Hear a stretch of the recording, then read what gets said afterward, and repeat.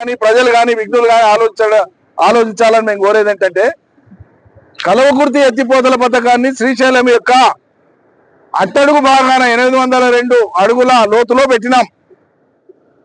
Srisailam dead storage వరకు బురద తేలే వరకు ఉండేటువంటి నీళ్లను తీసుకునే అవకాశము కల్వకుర్తి పంపులకు ఉంది. కాబట్టి 240 రోజులైనా నీళ్లు కొడతా ఉంటాయి, ఇంకో 40-50 రోజులైనా కొడతానే ఉంటాయి.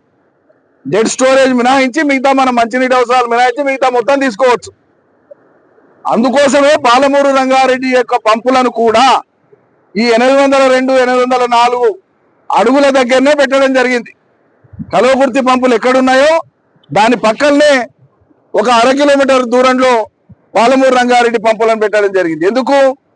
దీర్ఘ దృష్టితోన దూరదృష్టితోన నీటికి కటకట రావద్దు, పాలమూరు రంగారెడ్డి ప్రాజెక్టుకు అవసరమైనటువంటి 90 టీఎంసీల నీళ్లను 45 రోజుల్లో దొరకవచ్చు, జస్ట్ 45 రోజుల. కానీ అదే జూరాల దగ్గర హెవీ ఫ్లడ్ వచ్చినప్పుడు 20-25 రోజులు మినాయిస్తే జూరాల మీద ఆధారపడిన ఇతర ప్రాజెక్టుల నీళ్లకు అదనంగా పాలమూరు నీళ్లను తోడుకునే అవకాశం లేదు. నీళ్లు లేని చోట పాలమూరు రంగారెడ్డి సోర్స్ పెట్టమంటారు అపర మేధావులు, నీళ్లున్న చోట శ్రీశైలాన్ని ఆంధ్రాకు దారాదత్తం చేయమంటారు.